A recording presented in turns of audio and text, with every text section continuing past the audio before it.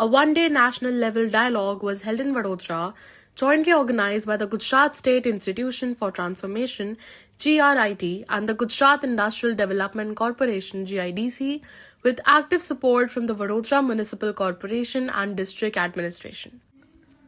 The event was attended by GRIT CEO and retired IAS officer Ms. S. Aparna, Vadodara Municipal Commissioner Arun Mahesh Babu, and District Collector Dr. Anil Dhamelia.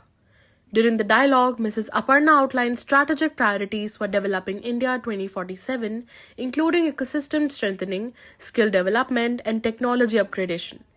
Abhishek Gupta focused on emerging technologies like automation, robotics, digital twins, and cyber-physical systems. Discussions also explored global trends, Gujarat's strategic position as a hub for advanced manufacturing, attracting future industries, building a strong production ecosystem, and preparing the next generation to leverage global platforms.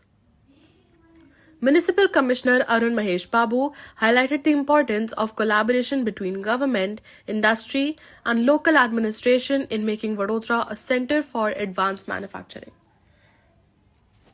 આજે અહીંયા વડોદરા ખાતે ગુજરાત રાજ્ય institute four transformation જે નીતિ આયોગના ગુજરાતના parallel organisation છે એ ગુજરાત રાજ્ય સરકાર ઇન્ડસ્ટ્રીઝ ડિપાર્ટમેન્ટ GIDC અને અહીંયા લોકલમાં ડિસ્ટ્રિક્ટ એડમિનિસ્ટ્રેશન તરફથી અને મ્યુનિસિપલ કોર્પોરેશન તરફથી પણ જે સપોર્ટ ખાલી કરવામાં આવ્યું છે. મેઇન ઓર્ગેનાઇઝેશન તો ગ્રેટ જ કરી રહ્યા છે.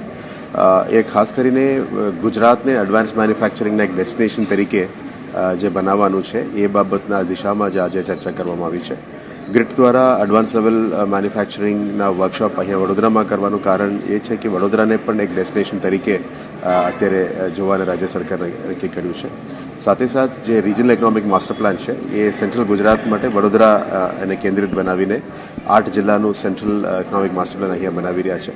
આપ જાણો છો કે વડોદરા ઓલરેડી બ્લેસ્ડ છે કે DMIC corridor, DMIC corridor, DFCC corridor, high speed railway corridor આ બધા વડોદરાથી પસાર થનાર છે. આને ધ્યાને લેતા અને જે સેન્ટ્રલાઇઝડ કરતાં ડિસેન્ટ્રલાઇઝડ મેન્યુફેક્ચરિંગને પ્રોત્સાહન આપવા બદલ ગુજરાત રાજ્ય સરકાર અને ભારત સરકાર તરફથી જે સપોર્ટથી વડોદરાને વેગ આપવા માટે આવ્યું છે. એટલે અમારા પણ વિનંતી હતી કે વડોદરામાં વર્કશોપ સારી રીતે થઈ જાય. અમે ગ્રીટને આભાર માનીએ છીએ કે વડોદરાને આ ડેસ્ટિનેશન તરીકે ચૂઝ કર્યું છે. અને આપ જાણો છો કે આવનારા દિવસોમાં રિજનલ વાઇબ્રન્ટ સમિટ પણ વડોદરામાં થવાની છે. એની પ્રિકર્સર તરીકે આ વર્કશોપને અહીંયા ઓર્ગેનાઇઝ કરવામાં આવ્યું છે. ખાસ કરીને નવા industries like semiconductors, global capability centres, data and AI, pharma, power engineering આ બધા સેક્ટર્સને વેગ આપતા અને એડવાન્સ મેન્યુફેક્ચરિંગમાં માની લો એરોસ્પેસ એન્જિનિયરિંગ સુધી પહોંચવા માટે આ નવી એક પહેલ છે. આમાં વડોદરાની આજુબાજુના તમામ ઇન્ડસ્ટ્રીઝ, વડોદરાના આજુબાજુના ઇન્ડસ્ટ્રીયલ એસોસિએશન્સ, મોટા સ્ટેક હોલ્ડર્સ, મોટા મલ્ટીનેશનલ કોર્પોરેશન્સ આ તમામને અહીંયા બોલાવવામાં આવ્યું છે.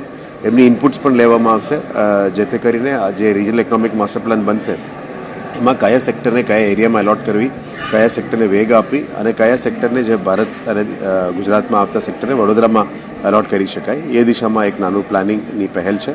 આશા રાખીએ આ વર્કશોપમાં જે પણ ઇનપુટ્સ વડોદરાના ઇન્ડસ્ટ્રીયલ લીડર્સ છે, વડોદરાના નોલેજ થિંક ટેન્ક છે, ઇન્ડસ્ટ્રીયલ એસોસિએશન છે, CII તરફથી પણ છે, આ બધાની ઇનપુટ્સ ધ્યાને લઈને રાજ્ય સરકાર અને વડોદરાના એડમિનિસ્ટ્રેશન એના ઉપર આવનારા દિવસોમાં કામગીરી કરશું એવા અમે અપેક્ષા રાખીએ છીએ. અને આશા રાખીએ કે આવનારા દિવસોમાં જ્યારે ગુજરાત 2047 અને ભારત 2047 વિકસિત ભારતની વાત કરીએ ત્યારે વડોદરા પણ વિકસિત બને એ દિશામાં અત્યારે કામગીરી કરવા માટે આ વર્કશોપ ઓર્ગેનાઇઝ કરવામાં આવ્યું છે.